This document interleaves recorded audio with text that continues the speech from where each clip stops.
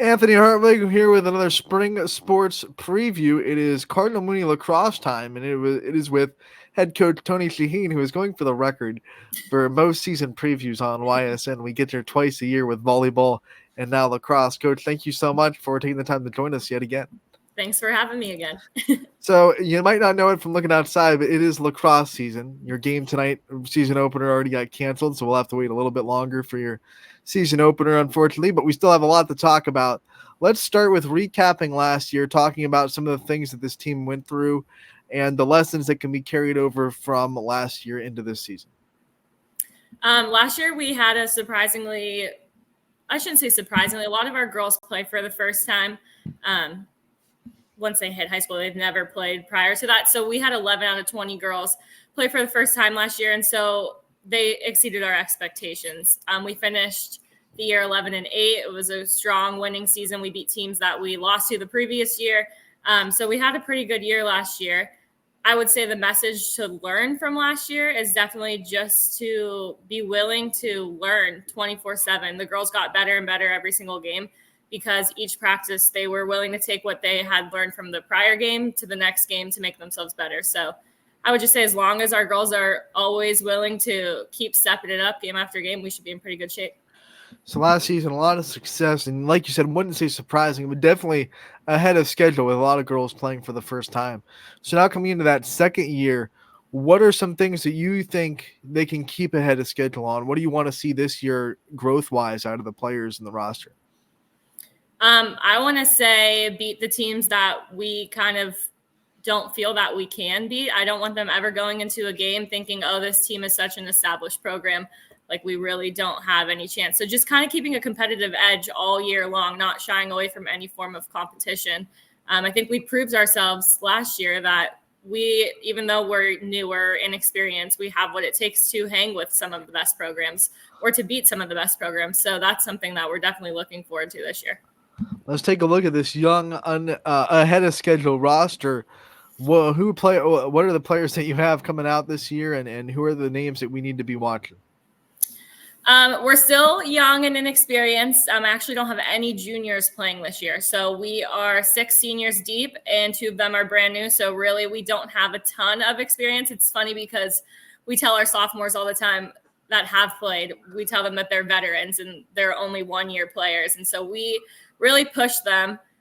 We have Ella Zalay returning. She committed to Baldwin Wallace for her athletic career. And so she is going to be definitely someone we heavily rely on. She's a midfielder. Maria Pecchia is back. She's played all 4 years. She started as just defense, but now she'll be playing midfield for us. Angeli Blasco is back. She plays offense. She will be someone we rely on to score a ton. She only has 1 year of experience as well, but she has already almost doubled her stats from last year in the past 2 scrimmages we've had. So we're excited about her. Alyssa Ray in the goal. She is phenomenal. I think we're spoiled to have her. She's one of the best goalies in the area. And she always leaves it all on the field. She's a fantastic leader. So those 4 we're heavily relying on. We got 2 new seniors, Kendall Schreiber and Katie Frommelt. Both have extensive defense backgrounds. Kendall played soccer. She's going to play in college. Katie played volleyball and basketball. And so they're both on defense for us right now. They just work hard. They kind of have embraced all the expectations of what it takes to be a good athlete. So we're happy to have them. On the sophomore end, Natalie Blasco's back. She was my setter for volleyball. Another just hardworking kid. Just always leaves it out on the field. Does whatever we ask of her. She's a midfielder, and never does she ever run out of energy. So we're excited and blessed to have her. Frankie Cassis and Sophia Rotuno are playing defense for us. They're sophomores who played last year, so we're kind of putting more leadership on them this year. Molly Simons and Lexi Taliano are playing offense for us. Again, 1-year players who kind of just have to step up into their roles this year. We're asking a lot out of them. We're asking them not to be these timid sophomores and to go to goal. And so they're doing a good job so far. And then we have a new senior, Fotini. Fotini. She's going to be playing a little bit of offense and defense. We're still figuring out her role. She's an aggressive player, though. And then lastly, we have 5 freshmen. 2 are going to be on offense, Lainey Hunt and Brooke Hamill. They are not like your average freshman. They're not afraid to go to goal. They're not afraid to make mistakes. And so that's something we really like about them. Kaylin Radinsky, Stella Sardich, and Ava Marshall are all playing defense for us, and they've done a nice job so far too. Coach, I hear a lot of names. You also coach in the fall on the Mm-hmm. volleyball team. What's that like? What kind of benefit is it for you as a coach to not have to build all new relationships with the whole roster and to be able to know how these girls like to be coached and they like to know what your standards are as far as what you expect from them? What kind of benefit is that for you to already have been having experience coaching some of these players? I think it definitely has its benefits. Like you said, they know my expectations. They know kind of my coaching style. So like when we did have our first couple practices, we had girls not necessarily like hustling two balls, and that's just kind of not the way that I work. And so we have seniors who have played for me before who kind of are able to take that leadership and be like, okay, listen, no, these are the expectations, because they're so used to it. I also think that, knowing how they like to be coached is a huge thing. Already having that relationship and knowing like things or ways to like fix bad habits or ways to teach them new things, like how they learn best, definitely has its perks and makes it a lot more smooth sailing in the spring. Coach, I think I probably asked you this last year too when we did your lacrosse preview, but how does your coaching change at all? Does your style change at all between volleyball and lacrosse? Obviously the sports are a little bit different. Yeah, the girls think that I'm a lot more laid back in the spring. I think that volleyball is so competitive in our area. I think that I put a lot of pressure on myself to make this like crazy successful team just because I'm so highly competitive. So I can definitely probably be a little more uptight in the fall or a little more picky about things. But in the spring, they claim that I'm a lot more relaxed, which is good that they get to see, I guess, both sides of me. All right, Coach, let's also talk about your schedule that you put together. Like always in lacrosse, there are a couple of local teams, but a lot of non-local teams that sometimes you have to travel to play. What's it like putting together a schedule like that where, you do have your local flavor, but you do have to travel a little bit as well? Well, we were supposed to open up with Boardman today. We usually try to open up with them every year. We do a doubleheader with the boys. It's just a good atmosphere to get the season going. So we always play Boardman. We always play Canfield, Poland, and now Southeast has a team, so we're playing them too.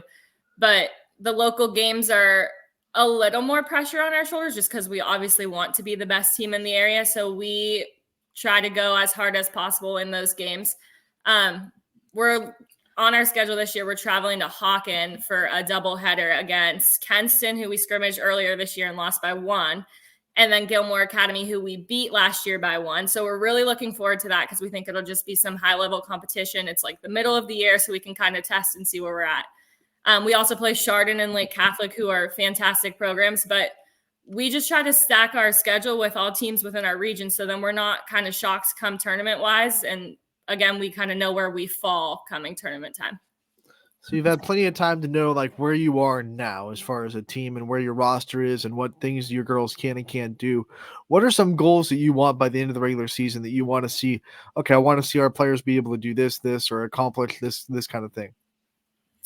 I would definitely, again, just want to be competitive. As competitive as we can be is as happy as that I'll be. I also want to see us improve in our IQ. Again, we have freshmen and sophomores, and our sophomores are 1-year veterans. They still have a lot to learn about the game. They changed our game to quarters this year. They changed some rules. And so I just want to see them get more confident throughout the season, more understanding of, okay, not just these are the skills we need to have, but like how to do more game-like situations in the best way possible.